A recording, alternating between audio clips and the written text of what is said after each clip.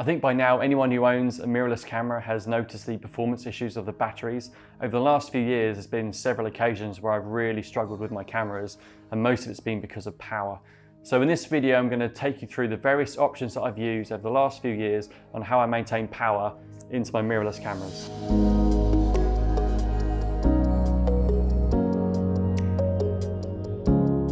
It's that time of year when we all want to get away and book a vacation somewhere.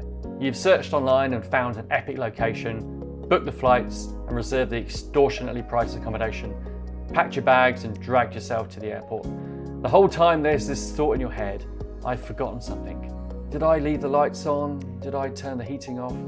Anyway, you finally arrive and check into the exorbitant hotel, found a suitable spot at the epic location, along with the rest of Europe, finished setting up your camera when you finally realise, I didn't charge the batteries.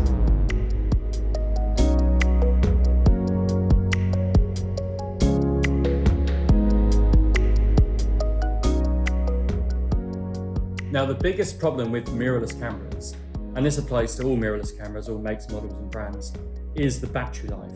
When the camera is turned on, it's always recording in order to generate the image on the EVF, the viewfinder, and the LCD screen. So basically, light from the lens goes straight through, hits the sensor.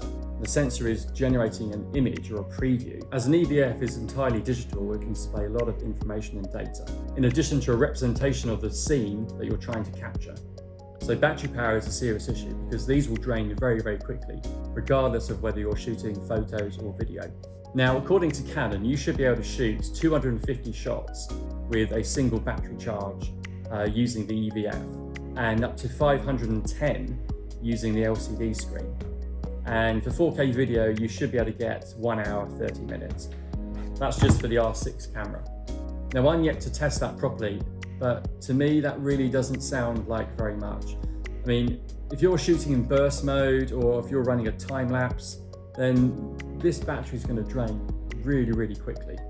So in this video, I'm going to talk you through all the various options I've used over the last 2 years to help get power into my mirrorless cameras. So first things first, obviously make sure you've got a fully charged battery. Sounds really simple, but it's a really basic mistake to make, is to forget to charge your battery. Even with various other power options, you still need to have the battery inserted into the camera. You can actually charge the battery using the Usbc power delivery port straight into the mains, or you can just take the battery out of the compartment and use the AC mains adapter that was supplied with the camera. You could also get a battery grip that fits onto the bottom of the camera that accommodates 2 standard batteries, if you don't mind the extra size and weight of the camera. Now, the option I've been using the most over the last few years is a power bank. This is because I do a lot of time-lapse photography, I do a lot of hiking, trekking and safari trips and that type of thing. So I need something that's reliable and versatile. This is the ProMate 24,000 mAh 80 watt power delivery backup battery. Now this has a USB-C power delivery port and a USB-A quick charge port. This will give you 7 to 8 hours worth of power into your mirrorless camera. You can even charge and run the M1 MacBooks, and it only takes about 2 to 3 hours to fully charge this backup. So this is a really, really good option. It's quite an amazing piece of kit, really. This has enabled me to capture content that I would not have otherwise been able to. I do actually have another power bank, and that had 3 of the USB-A ports on the side. One of them was a quick charge port. So I had to buy this one because I wanted to get the USB-C power delivery port. That really makes a huge difference. Now they are quite heavy in comparison to the batteries, but for me the versatility and the reliability of these far outweighs the use of a standard battery. Now, power banks are relatively inexpensive, especially compared to the branded batteries. So for me, it's something that should always be in your bag, regardless of the type of photography that you do. So to use the power bank with the camera, you just need a USB-C cable, power delivery cable, plug it into the USB-C port, and then plug it into the USB-C port of the power bank. And as you can see, the camera is now powered on. So it's drawing power from the power bank. So you need to have the battery in the compartment for the power bank to be charging the battery to keep the camera powered. So the next option is to have a battery coupler or a dummy battery. Now this replaces the standard battery in the battery compartment. You have to make sure that the compartment is properly closed in order for the camera to actually turn on. Then using the USB-C port again on the power bank, this is quite good because it's like a coiled cable. Then we can turn the camera on, and the camera is basically drawing power directly from the power bank. This is actually a really good option if you're shooting like a time lapse, for example, and you're out in the field and you're completely away from any main supply or any sort of power source. This is a really good option, and this should allow you to do a sort of day to night time lapse. It should give you about 7 to 8 hours worth of power, as long as the power bank is fully charged. When it comes to battery couplers or dummy batteries, there's a USB-C version and there's also a USB-A version. Now, I've not noticed any difference in terms of actual power or performance from the camera when using USB-C or USB-A. So what else you can do with the battery couplers or the dummy batteries is you could actually plug it straight into the mains using a mains adapter plug, AC adapter, if you're close to a main supply. The only problem there is that if there is a power cut, then your whole camera is going to go down. It's a really good option for a time lapse or if you're shooting video for a long period of time, but there's no battery backup if there is a power cut or an outage.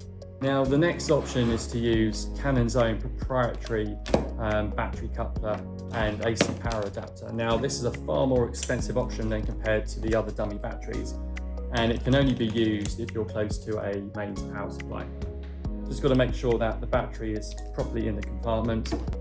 So this is Canon's proprietary connections. This is a really good option if you are close to a mains power source. You'll get unlimited power. Same problem as before though.